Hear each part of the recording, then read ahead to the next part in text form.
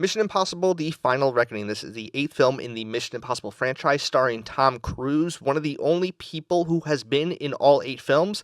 The other person, of course, being Ving Rhames, but this is the 4th film directed by Christopher McQuarrie, and serving as a part 2 to the last film, Dead Reckoning, although they did remove the part 1 and part 2 from these 2 films. But despite doing that, this very much feels like a direct continuation from that plot and story, which unfortunately was my least favorite part about that movie, and so it's no surprise that that is also my least favorite part about The Final Reckoning. And it needs to be set up front, the plot is one of the last things I come to these films for. It's always about the action, it's always about the stunts, it's always about the interpersonal connections between these characters that you grow to love, because while yes, there have been only 2 characters that have been in all 8 films, there are plenty of others that you grow to be attached to, such as Simon Pegg. And in this one specifically, we see the return of Hayley Atwell, who played a major part in replacing the brunette that Tom Cruise has this will they won't they with in this franchise. But this film picks up almost directly where the last left off. They have the crucifix and they need to take it to the thing to shut down the entity. I don't know, it's very convoluted, and to be honest, it's not really that important to understand why we need to get to point A to point B. Every one of the films within this franchise have these very generic MacGuffins, and it's a lot of terminology that mostly goes over my head because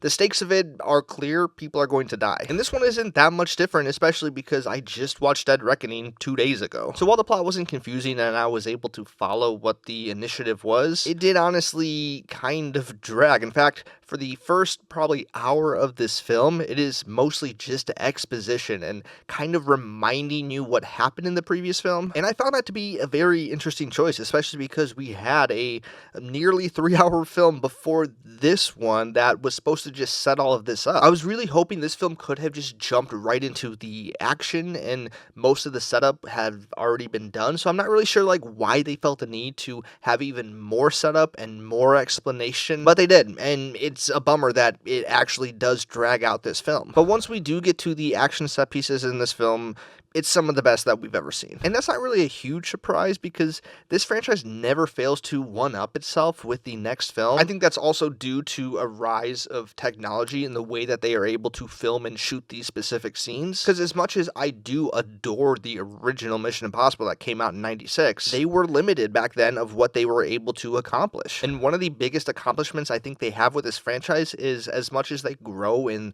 their budget and their stunts, the stakes pretty much remain the same. Whether he's just dropping down in a bank vault or hanging off a plane, he's still trying to get this item and deliver it to this people to save the world. And so with that being such a repetitive blueprint that these films follow, I think that also makes it especially surprising why they felt the need to over-explain the stakes in this film. There's a lot more involvement with the government, the president specifically, and it's just a lot of political talk about nuclear codes and other countries launching missiles at each other I honestly just don't really care about. I'm not saying I want the world to explode, but I'm more concerned with Tom and his friends, at least while I'm watching this movie. The other very interesting story decision that they do in this film is they really make an extra effort to try to tie in all the other films to this one, whether that be bringing back very specific characters from previous films or connecting them through bloodline, literally having their kids, grandkids make appearances. And some of it does work well, but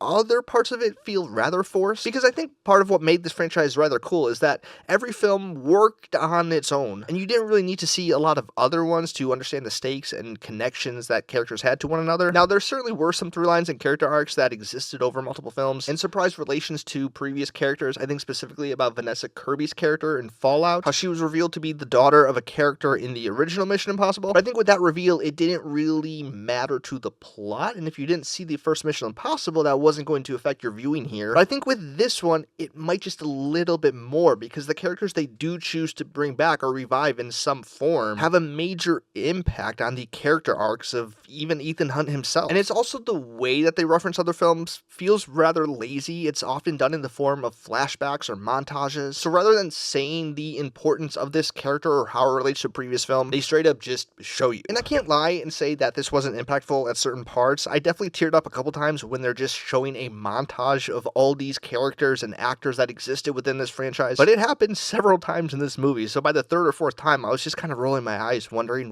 what the purpose of it, other than just to elicit some sort of nostalgia from me. But the interesting thing is that while I acknowledge the tricks they're trying to pull on me, it mostly worked. I did feel that nostalgia, I do feel connected to these characters, and by the time the action scenes were over, I was on the edge of my seat and could ignore most of the story issues I had with this film. Tom Cruise and Christopher McQuarrie understand the pacing of an action scene. They have clearly mastered the art, whether it's the hand-to-hand combat or these over-the-top death-defying stunts. This is the type of movie that you do need to see on the biggest screen possible. And so while yes, I do think they lost a little bit of that trying to go overboard with the plot, I think when you reach the end of this film, there is enough there to consider this a great time at the theater. It's not my favorite Mission Impossible. That's true. But even the worst Mission Impossible movie is better than most of the blockbusters we see in theaters today. And so while this movie didn't fully work for me, I had an enjoyable time and would gladly go see this again in IMAX. And so if you are curious my ranking of the Mission Impossible films, in last place I would have Mission Impossible 2, Mission Impossible 3, Final Reckoning, sorry to say, Rogue Nation, the original Mission Impossible,